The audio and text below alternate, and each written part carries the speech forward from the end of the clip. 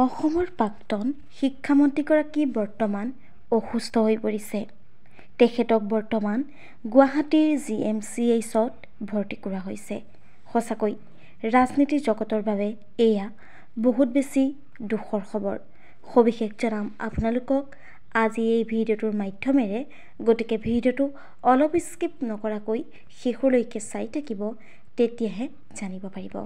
নমস্কাৰ বন্ধু বান্ধৱীসকল, আপোনালোক সকলোকে স্বাগতম জনাইছোঁ মই প্ৰতীক্ষাই SP নিউজ আছামিজৰ অন্য এটি নতুন ভিডিঅ'লৈ। আপোনালোকৰ বাবে লৈ আহিছোঁ পুনৰ এটি নতুন ভিডিঅ'টো সকলোৱে আদৰি ল'ব বুলি আশা কৰিলোঁ। আহক ভিডিঅ'টোৰ পৰৱৰ্তী অংশলৈ আগবাঢ়োঁ। হয়, তেখেতৰ খবৰটো পাই তেওঁ সতীৰ্থ অসমৰ মাননীয় মুখ্যমন্ত্ৰী ডক্টৰ হিমন্ত বিশ্ব শৰ্মা ছাৰ, কেশৱ মহন্ত, অতুল বৰা সকলো দুখত ভাঙি পৰিছে। তেখেত হৈছে অসমৰ প্ৰাক্তন শিক্ষামন্ত্ৰী থানেশ্বৰ বড়ো। আমি আমাৰ চেনেলৰ তৰফৰ পৰা তেখেতৰ স্বাস্থ্য সোনকালে সুস্থ হৈ উঠক তাৰে কামনা কৰিছোঁ ভগৱানৰ শ্ৰীচৰণত। আপোনালোকেও প্ৰাৰ্থনা কৰিব তেখেত যাতে সোনকালে সুস্থ হৈ পুনৰ আমাৰ মাজলৈ উভতি আহে।